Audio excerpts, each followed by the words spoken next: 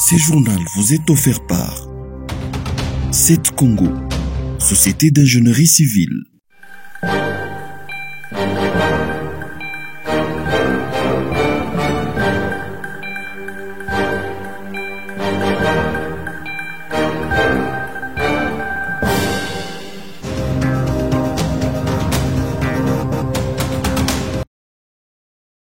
Judith Souminois, Premier ministre nommé, a présenté ce jeudi 23 mai sa mouture du gouvernement au président de la République. Selon des sources concordantes, plusieurs chefs de regroupements politiques se trouvent sur cette liste. Une large frange de l'opinion publique congolaise s'est dit opposée à la présence des autorités morales dans ces gouvernements. À ce sujet, le président de la République a à lui seul le dernier mot. Rappelons qu'au mois d'avril dernier, Judith Souminois avait consulté les formations et personnalités politiques éligibles au gouvernement national.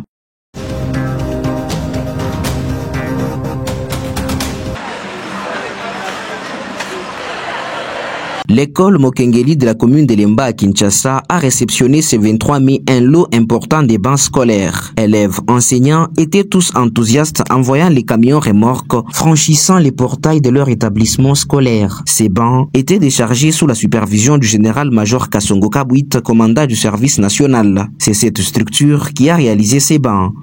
C'est un grand geste de la part du commandant suprême, du président de la République, chef de l'État et commandant suprême. Moi, je suis venu ici en qualité d'envoyé. Je ne suis qu'un envoyé de la part du président de la République, chef de l'État et commandant suprême des forces armées, de la police nationale congolaise ainsi que du service national. Sur ces instructions, le service national a fabriqué ces bancs avec les bâtisseurs. Sur les mêmes instructions du président de la République, il nous a été demandé, c'est lui qui a désigné l'école Mokengeli et qui nous a demandé de venir déposer le banc en son nom. Laurent Kazadi, préfet des études, a exprimé sa gratitude. Le sentiment qui nous anime, c'est un sentiment de fierté d'abord, de gratitude ensuite, parce que nous étions confrontés seuls à un gros problème. Mais quand subitement comme ça, nous avons la solution à ce gros problème, nous sommes reconnaissants envers l'initiateur de cette solution. Les élèves ont remercié les donateurs. On est très ravis de nous amener les bancs et aussi, on est aussi contents puisqu'on avait un peu les bancs, comme ils ont renforcé les bancs comme ça, c'est très bien. Et aussi on remercie au général Kassongo d'avoir amené pour nous les bancs. C'est trop l'émotion d'avoir le banc là, de l'émotion.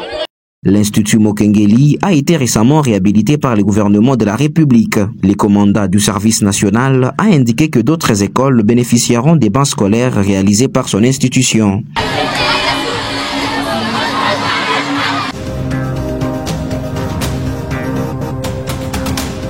Après plusieurs plaintes de la population sur la voirie de la commune Katouba, le gouverneur de la province du Haut-Katanga, Jacques Kiaboula Katoué, a lancé ce jeudi 23 mai 2024 les travaux de réhabilitation des avenues Moulongo et Upemba. Les habitants de cette contrée n'ont pas caché leur joie.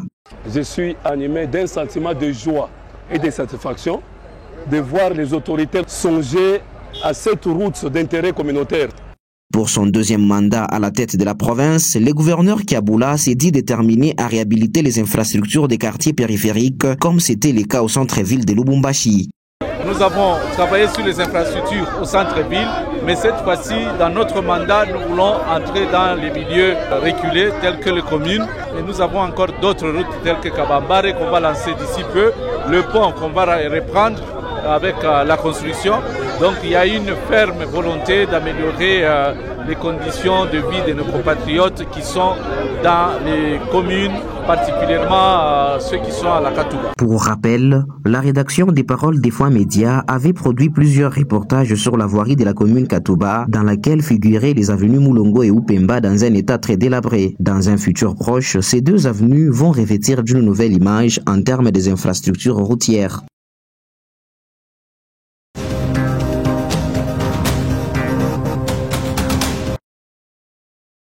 Ce conflit foncier oppose l'entreprise Marois Céramique à l'église 30e pentecôtiste qui a vu son temple être détruit la nuit du mercredi à jeudi dernier. Les deux parties se disputent une concession des 30 mètres sur 50 située en dessous de la ligne moyenne tension de la SNEL. Un conflit qui a poussé le gouvernement provincial du Haut-Katanga à dépêcher sur place son commissaire principal en charge des affaires foncières à qui les membres de l'église ont présenté les documents attestant qu'il serait propriétaire de la dite concession.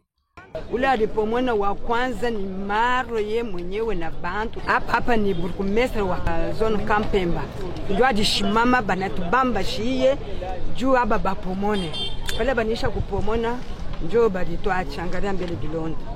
Sur les champs, le commissaire Enoch Sea va ordonner l'arrêt des travaux de construction du mur entamé la nuit sous perquisition des éléments de la police nationale.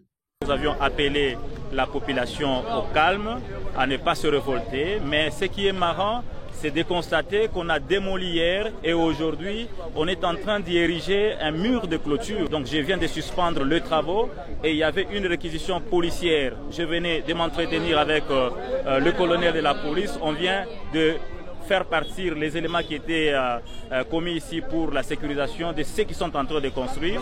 Et son Excellence, Monsieur le Gouverneur, a pris en charge ces dossiers et ça va très bien aboutir. Dans un communiqué publié, le commissaire provincial en charge des affaires foncières confirme la suspension de ces travaux de construction du mur sur les sites et appelle les deux parties en conflit à son cabinet pour arbitrage.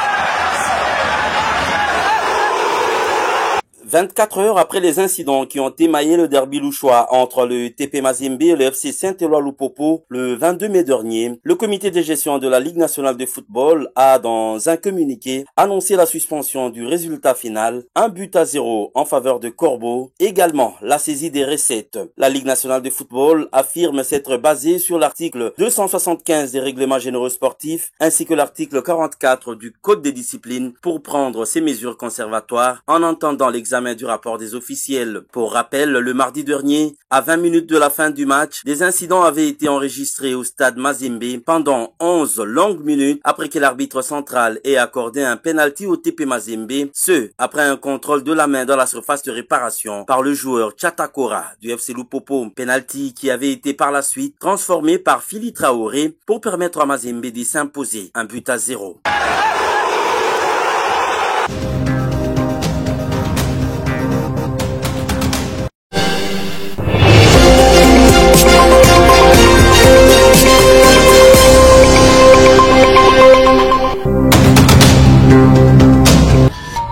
Ce journal vous est offert par 7 Congo, Société d'ingénierie civile.